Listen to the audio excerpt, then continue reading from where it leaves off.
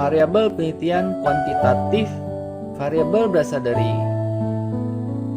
kata bahasa Inggris yaitu variable, yang berarti faktor tidak tetap atau berubah-ubah. Bahasa Indonesia kontemporer telah terbiasa menggunakan kata variabel dengan pengertian bervariasi. Dengan demikian, menurut Booming tahun 2013, variabel dipahami sebagai fenomena yang bervariasi dalam bentuk kualitas, kuantitas, mutu, dan standar. Dari pengertian ini, maka dapat dipahami variabel adalah sebuah fenomena yang berubah-ubah. Ada fenomena yang spektrum variasinya sederhana, sementara ada fenomena lain yang spektrum variasinya yang sangat kompleks. Oleh karena itu, penjelasan mengenai variabel amatlah sangat bervariasi sebagaimana bervariasinya variabel itu sendiri. Dalam pengertian yang lebih konkret, dalam konteks penelitian variabel itu adalah konsep dalam bentuk konkret, yang disebut juga konsep operasional. Penjelasan yang dimaksud tergantung pula jenis penelitian yang dilaksanakan. Konsep biasanya digunakan dalam mendeskripsikan segala variabel yang abstrak dan kompleks. Sedangkan variabel diartikan sebagai konsep yang lebih konkret, yang acuannya langsung lebih nyata. Kecerdasan adalah konsep. Tingkat kecerdasan seperti kemampuan memecahkan masalah yang sulit adalah variabel. Karena tingkat kecerdasan memiliki nilai atau value yang berbeda-beda, kursi juga disebut konsep. Bentuk kursi adalah variabel. Perkawinan ada konsep, status perkawinan adalah variabel. Karena ada bermacam-macam bentuk perkawinan, misalnya kawin, lajang, duda, dan janda. Kelamin juga disebut konsep. Jenis kelamin adalah variabel karena ada kategori laki-laki dan perempuan. Dari contoh-contoh tersebut maka didapatkan di rumusan variable is a concept that a more than a one value state, category, and condition. Dalam kaitan dengan pengukuran, menurut Supriyanto dan Johan, variabel merupakan besaran tertentu dari suatu subobjek atau orang.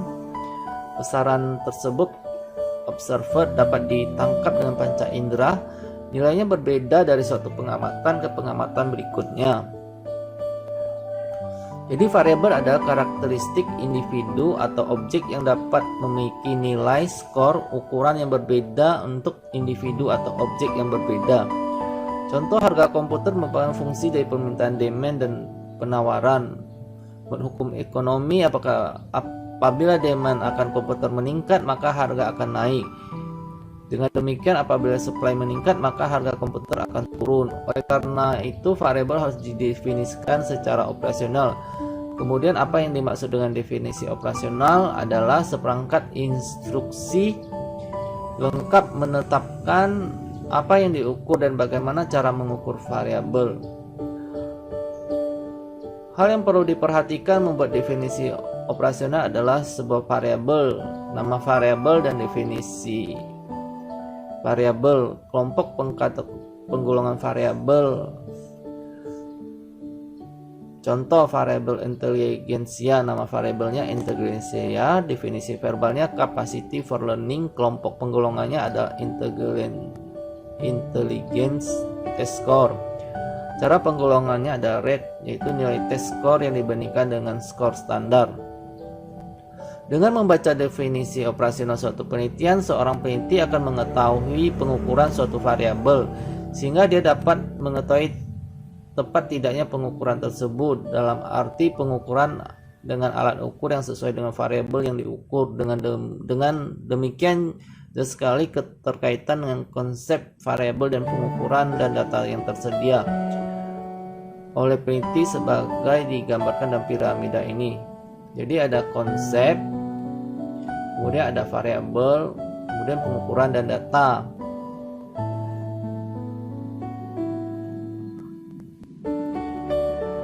Bila mana peneliti dapat mengoperasikan konsep dengan baik, maka tidak sukar baginya mengoperasikan variabel. Selanjutnya, peneliti yang mengalami kesukaran dan mengoperasikan indikator variabel konsep dan variabel secara tepat dan konkret. Untuk jelasnya dapat dilihat tabel berikut.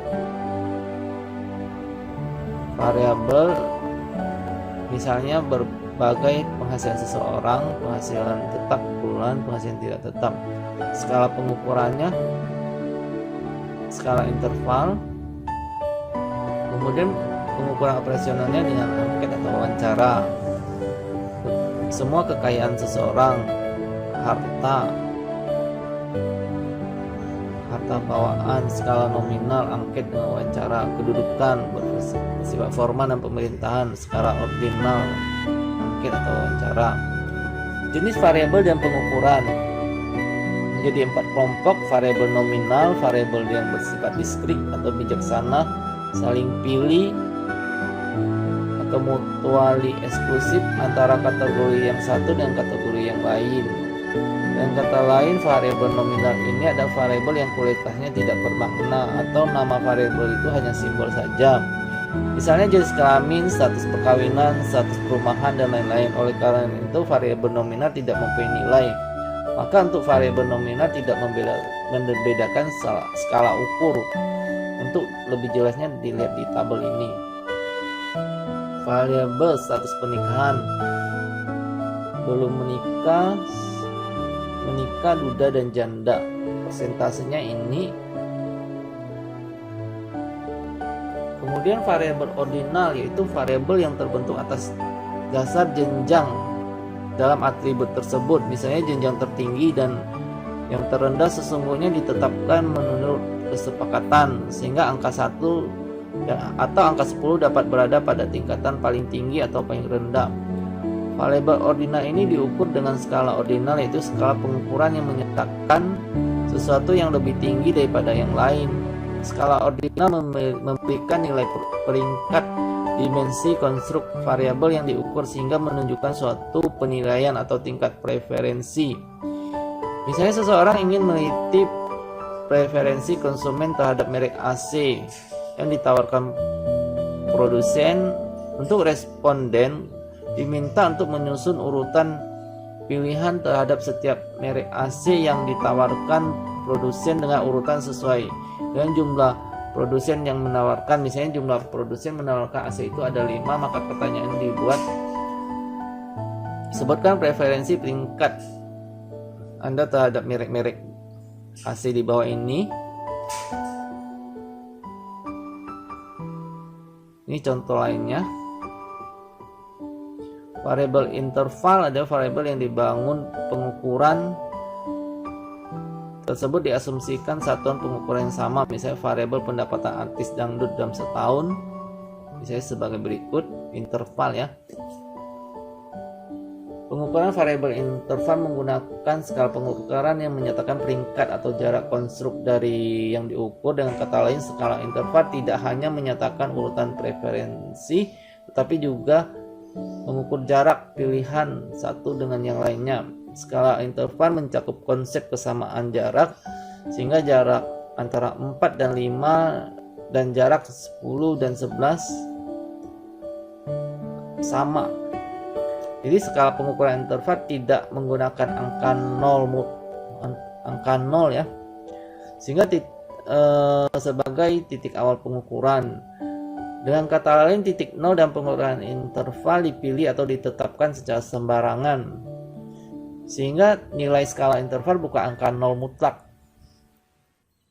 Pengukuran dengan skala Likert merupakan pengukuran skala interval. Contohnya penyataan sikap psikologi responden tentang kepuasan kerja yang ditunjukkan dengan angka 1 sampai 5, di mana angka 1 menunjukkan kepuasan yang paling rendah dan angka 5 kepuasan yang paling tinggi. Berikut ini contoh instrumen yang menyatakan kepuasan kerja dengan indikator besar insentif yang diterima dengan pengembangan karir dan kelengkapan fasilitasnya. Saya menganggap besar insentif yang saya sudah sesuai dengan saya yang harapkan. Setuju, sangat setuju, netral, tidak setuju, sangat tidak setuju. Ini contoh lainnya. Kemudian variabel rasio, variabel yang memiliki permulaan angka non mutlak. Misalnya variabel umur ada yang berumur 0, 1, 3, 4, 5. Variabel rasio ini pengukurannya menggunakan skala rasio, yaitu pengukuran yang menunjukkan peringkat jarak dan perbandingan konstruk yang diukur. Skala rasio menggunakan nilai absolut sehingga dapat memperbaiki kelemahan pada skala interval yang menggunakan ukuran relatif. Nilai-nilai pada variabel kebanyakan menggunakan skala rasio, misalnya variabel pendapatan, variabel investasi, variabel tingkat bunga, variabel jumlah uang yang beredar, variabel jumlah tenaga, variabel laba perusahaan, dan lain-lain. Misalnya seorang pendapatannya pada responden 10 juta per bulan adalah 2 kali besarnya responden yang pendapatan 5 juta. Contoh pendapatan berbagai profesi per hari.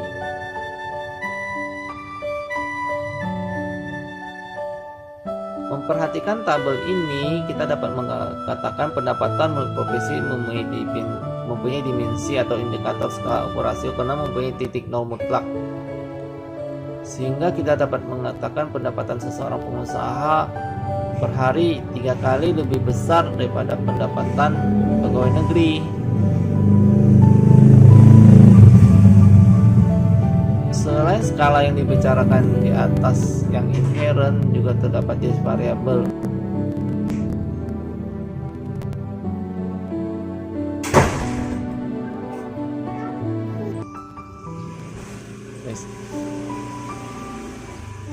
Selain skala-skala yang dibicarakan di atas yang inherent dengan jenis variabel, masih ada lagi skala yang sering digunakan dalam penelitian, yaitu skala sikap. Itu skala yang berdasarkan respon yang diberikan oleh responden terhadap pertanyaan atau pernyataan yang diajukan peneliti, seperti baik buruk, suka tidak suka, senang tidak senang, atau lainnya yang mencerminkan sikap seseorang responden. Ada beberapa rancangan sikap yang dapat digunakan untuk membuat skala sikap, misalnya skala Arbitler, skala Thurston, skala Likert, skala kumulatif, dan skala perbedaan semantik. Skala Arbitler adalah skala yang dibuat berdasarkan pertanyaan, dibuat dari komponen penyusun konstruk atau konsep yang sedang diukur. Skala ini diberi titik pada 5 urutan, diantaranya 2 ujung sikap ekstrim. Misalnya kita akan mengukur proses organisasi dari suatu perusahaan, baik buruk, komunikasinya baik buruk, pemuasannya baik atau buruk, koordinasi baik buruk. Kemudian skala Thurston disebut juga skala pembedahan. Kembangkan menciptakan suatu penilaian interval bagi pengukuran sikap. Skala Thurston ini terdiri dari 11 titik. Titik di tengahnya pernyataan netral, untuk papan titik lainnya tidak diberi label untuk menciptakan kesan. Interval yang tampak sama dengan 3 posisi diberi label ekstrim dan netral. Posisi skala bagi suatu pernyataan ditentukan dengan menghitungkan skor median. Penempatan jawaban yang paling suka dan tidak disukai diberi skor 1, dan penempatan jawaban yang paling disukai diberi skor 11. Contohnya ini stabil, netral, labil, cepat, netral, lambat. Skala Likert adalah skala yang didasarkan pada penjumlahan sikap responden yang merespon pernyataan berkaitan dengan indikator-indikator suatu konsep atau variabel yang sedang diukur. Dalam menggunakan skala Likert ini, responden diminta untuk menyatakan sangat setuju, setuju, netral, tidak setuju, yang sangat tidak setuju terhadap pernyataan. Skala Likert biasanya digunakan 5 titik dengan label netral di tengah. Skala Likert ini banyak dipakai karena lebih populer. Misalnya, peralatan kerja yang tersedia sesuai dengan pernyataan. Tata ruangan sangat setuju, setuju, netral, tidak setuju, dan sangat tidak setuju. Skala kumulatif adalah untuk memperoleh ukuran gabungan yang bersifat unidimensional Artinya satu skala hanya bersifat mengukur satu dimensi saja. Suatu variabel yang diukur mempunyai beberapa dimensi. Asumsi yang mendasari ada pernyataan atau pertanyaan yang diturunkan dari variabel yang tercakup dalam skala ini mempunyai bobot yang berbeda. Misalnya kita akan mengukur variabel status sosial ekonomi keluarga. Idealnya status sosial ekonomi keluarga yang baik ditentukan dari tingkat pendapatan. Bila pendapatan tinggi, dimensi dari status sosial ekonomi keluarga itu seperti tingkat pendidikan, kepemilikan rumah, dengan harta dan kendaraan, pengeluaran rekreasi sejalan dengan tingkat pendapatan yang diperoleh dari keluarga. Dengan demikian diajukan pernyataan dan dimensi, mestinya responden yang menjawab ya pada tingkat pendapatan, ya juga pada dimensi yang lainnya. Jadi idealnya seperti ini dalam kenyataan ketika menjawab pertanyaan yang berhubungan dengan skala kumulatif.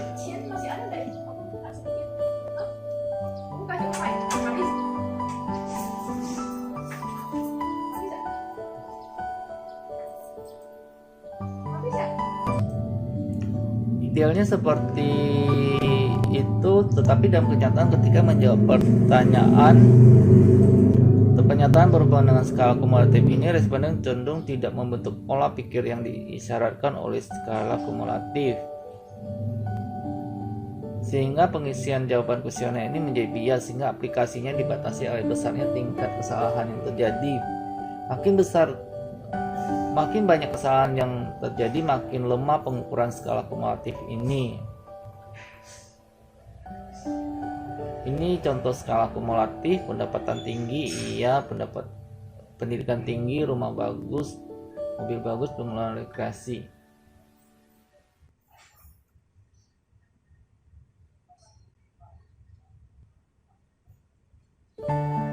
Jadi pada tabel ini semakin tidak sesuai dengan skor, begitu pula dengan sebaiknya.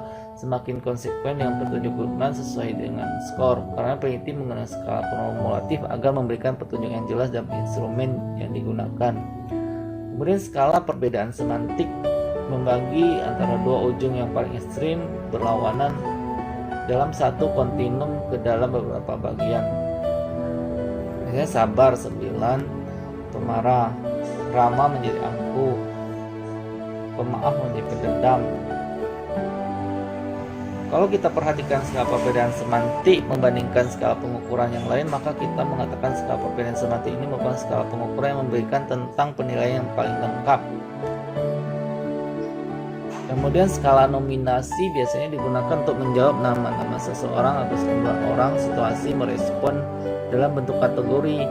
Kita sering menjumpai peneliti menggunakan nominasi untuk mencari responden dengan kategori sosial.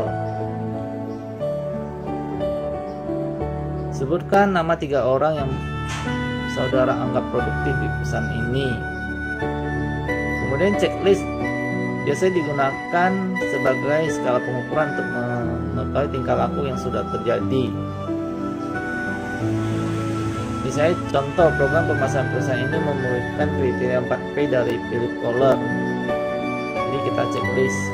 Kemudian karyawan yang dipekerjakan di bagian pemasaran sebaiknya mempunyai sifat, boleh memilih lebih satu, misalnya kreatif, cermat, menggugah, dan lainnya. Berdasarkan indikator pengukuran variabel, pemberian skor berdasarkan indikator biasanya menggunakan skala ukur yang sama. Misalnya yang terbanyak dilakukan oleh peneliti ada menggunakan skala Likert menggunakan rentang 5, ada kalanya menggunakan rentang 7.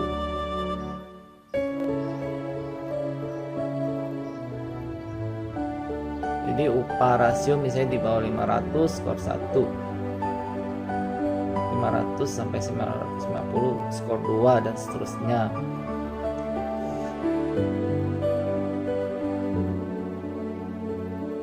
Ini contoh-contoh skor partisipasi, variabel partisipasi, perubahan scoring variabel partisipasi, penyesuaian interval scoring variabel partisipasi, kemudian variabel menurut ragamnya di terbagi menjadi variabel bebas atau independen, variabel yang menentukan arah atau perubahan tertentu pada variabel tergantung. Sebenarnya variabel bebas berada posisi yang lepas dari pengaruh variabel tergantung. Variabel tergantung atau dependen, variabel yang dipengaruhi oleh variabel bebas. Misalnya suatu penelitian tingkat produksi tergantung pada proses produksi. Dengan kata lain, proses yang baik akan mengakibatkan produksi meningkat. Jadi pada penjelasan ini variabel bebas adalah proses produksi. Variabel dinamakan juga variabel X. Kemudian variabel tergantung adalah tingkat produksi atau variabel Y. Variabel penyela atau variabel yang dipertimbangkan. Contoh, ada hubungan penelitian tentang pengaruh pendidikan terhadap pertumbuhan. Pendidikan pertumbuhan ekonomi, indikator pertumbuhan tidak tampak.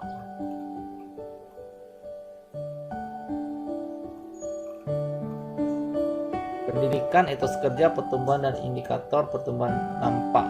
Kemudian variabel yang mengikuti. Ini variabel bebas, variabel tergantung.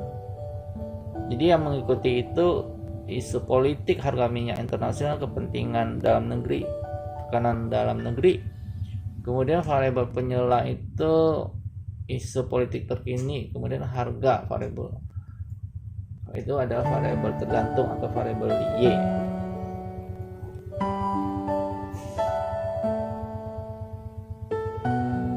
Variabel yang mengikuti disebut juga variabel komposit.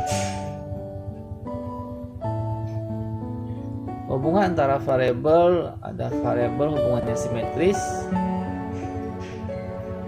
Contoh, pendapatan seseorang abang becak setiap bulan tidak ada sangkut pautnya dengan curah hujan dalam bulan itu. Kemudian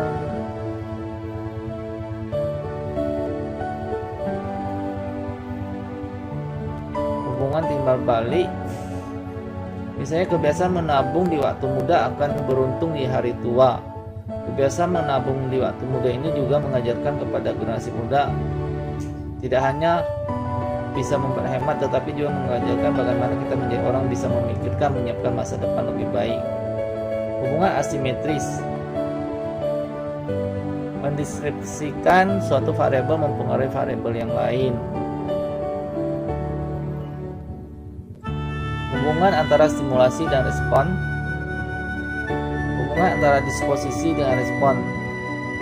Hubungan antara ciri individu dengan disposisi. Hubungan antara prakondisi yang diperlukan dengan akibat tertentu. Hubungan imanen dengan dua variabel. Hubungan antara variabel dengan tujuan variabel cara.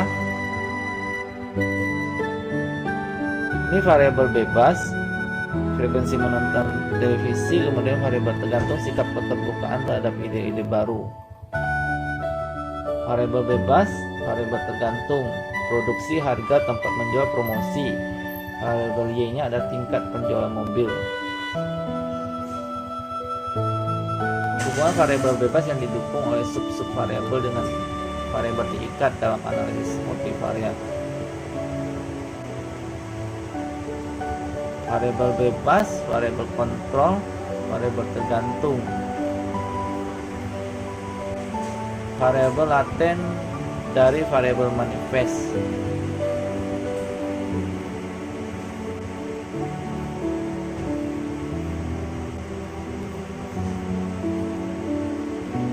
Baik, sekian, terima kasih, semoga bermanfaat.